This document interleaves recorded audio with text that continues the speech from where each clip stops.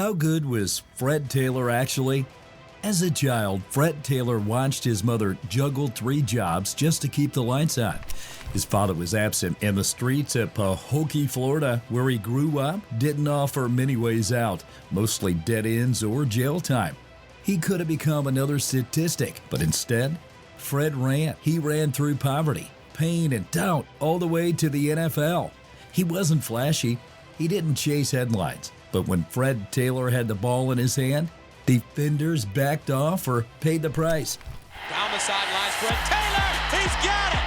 Fred Taylor sprinting towards the end zone! Touchdown! Over 13 seasons with the Jaguars and Patriots, Taylor racked up nearly 12,000 rushing yards, over 2,000 receiving yards, and scored 74 touchdowns.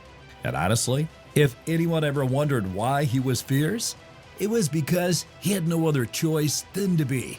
Road to stardom.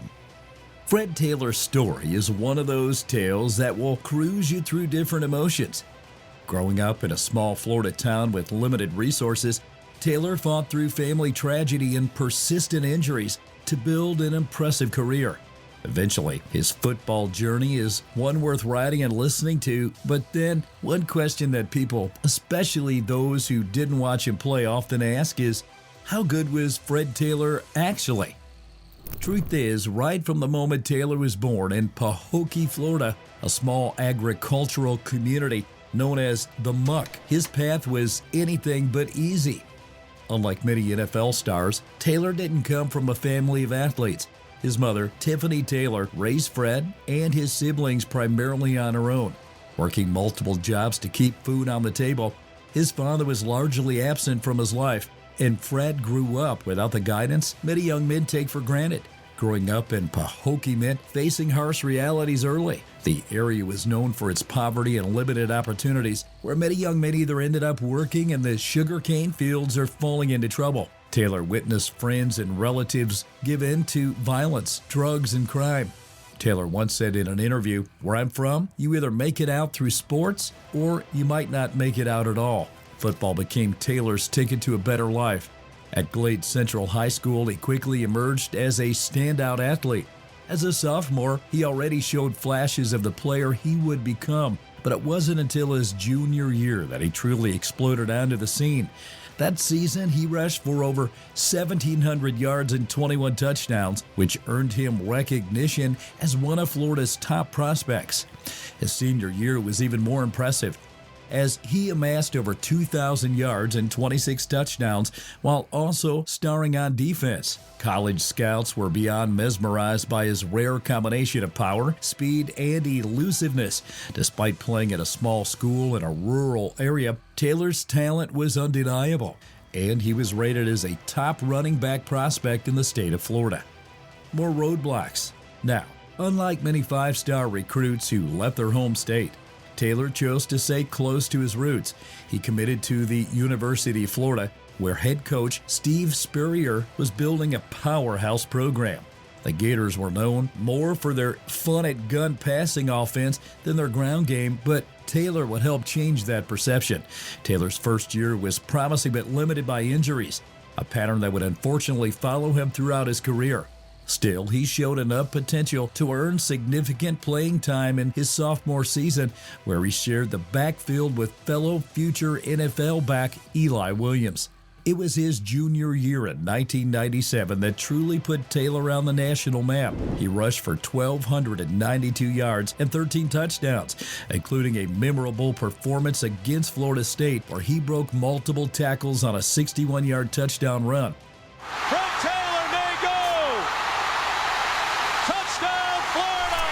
With his combination of blazing speed and surprising power, Taylor helped lead the Gators to a Sugar Bowl appearance. Taylor faced an important decision after his junior season. He could declare for the NFL draft or return for his senior year. With his mother's financial situation in mind and his own draft stock rising, Taylor chose to forego his senior season and enter the 1998 NFL draft.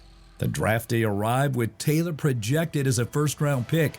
When the Jacksonville Jaguars selected him 9th overall, it seemed like a perfect fit. With the 9th pick in the draft, the Jacksonville Jaguars select running back from Florida, Fred Taylor. The Taylor left side, got a first down, popping to the outside. Taylor the 20, the 10, the 5. He's down in, touchdown on the left side. He would stay in Florida and join a young franchise on the rise. But Taylor's introduction to the NFL wouldn't be without challenges. When I first arrived at Jacksonville, after a few preseason games, I started hearing whispers, this Taylor guy's a bust. As a rookie, Taylor split time with veteran James Stewart, but quickly showed he was the more dynamic back. Despite missing 3 games with injuries, he rushed for over 1,223 yards and 14 touchdowns, setting Jaguars rookie records. His breakout game came against the Tampa Bay Buccaneers when he rushed for 183 yards and scored a memorable 70-yard touchdown. Away from Mincy down the sideline. One last shot at him. He dances in. Touchdown. That showcased his rare speed for a back of his size. You can't teach that kind of explosion, said his head coach Tom Coughlin. Fred has a second gear that very few running backs possess: fatherhood and career growth. While establishing himself as a rising NFL star, Taylor was also building something even more important: a family. In 1999, he welcomed his son, Kelvin Taylor, who would later follow in his footsteps as a running back at the University of Florida. Fred was determined to be the father figure that he himself never had growing up. Being a father changed everything for me, Taylor has said. I wanted to break the cycle. I wanted my kids to have what I didn't have: a father who was present, who was involved in their lives every day. Taylor's early career was promising but frustrating. Through his first 4 seasons, he showed flashes of brilliance but couldn't stay on the field consistently due to various injuries. Critics began to label him as fragile, a tag that bothered Taylor deeply. I played through more injuries than people know, Taylor would later reveal. I was never fragile. I was hurt, not injured, and there's a difference. The media started their agenda, which was, this kid is soft. He's fragile. He can't return from a simple groin injury. And later it was discovered that I had torn my groin off the bone, which would eventually end a lot of guys' career. Arian Foster, for example, that sort of shut his career down. But I fought back from it. It scarred down, and the next year, the numbers I put up were better than any other player in the NFL. The 2002 season was the turning point for Taylor. For the first time, he was healthy for a full season. He rushed for 1,314 yards, caught 49 passes for 408 yards, and scored 10 total touchdowns. What was most impressive was his consistency.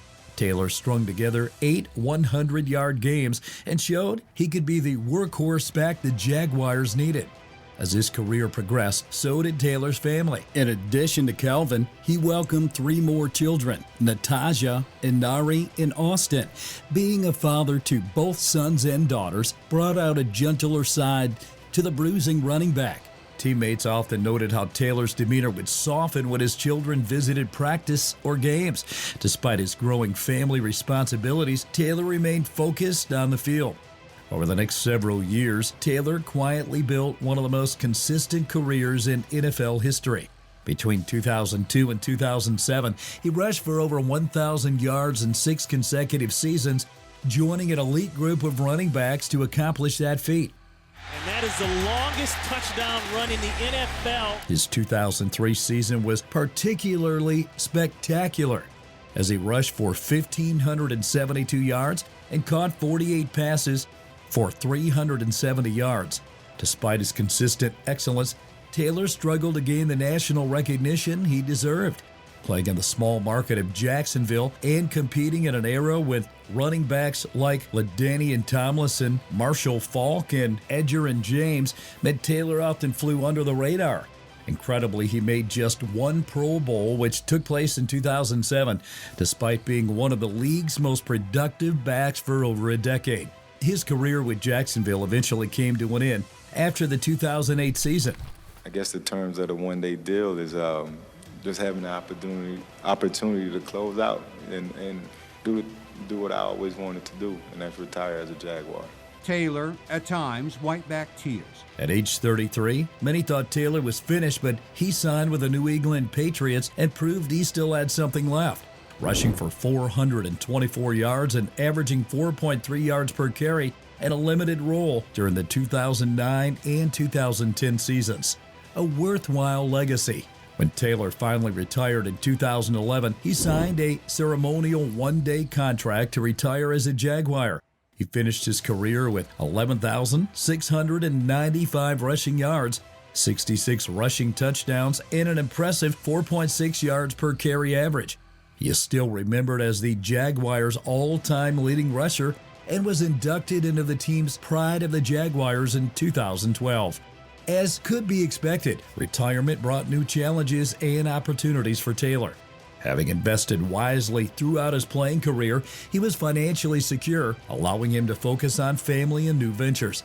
He watched with pride as his son Kelvin followed in his footsteps, staring at Glades Day School, where he broke Emmitt Smith's state rushing record for playing at the University of Florida and briefly in the NFL. Watching my son play was more nerve-wracking than anything I ever did on the field, Taylor has said. I was so proud, but also so nervous for him. I wanted him to create his own legacy. I know what it's like to grow up without much, Taylor has explained. If I can help just one kid see that there's a path out, a way to succeed despite the circumstances, then I've done something meaningful. They called me Fragile Fred early in my career, Taylor said at his retirement press conference, but I think I proved them wrong. I played this game with passion and gave everything I had each time I stepped on the field. In 2019, Taylor's entire family celebrated as he was finally inducted into the Florida-Georgia Hall of Fame, where he was recognized for his outstanding performances throughout his career. Fred Taylor, underrated legend or properly positioned in history? I made my case, now it's your turn. Let me know where you stand in the comments. Enjoyed the video? Like and subscribe. It genuinely helps the channel grow, and there's plenty more content like this coming your way.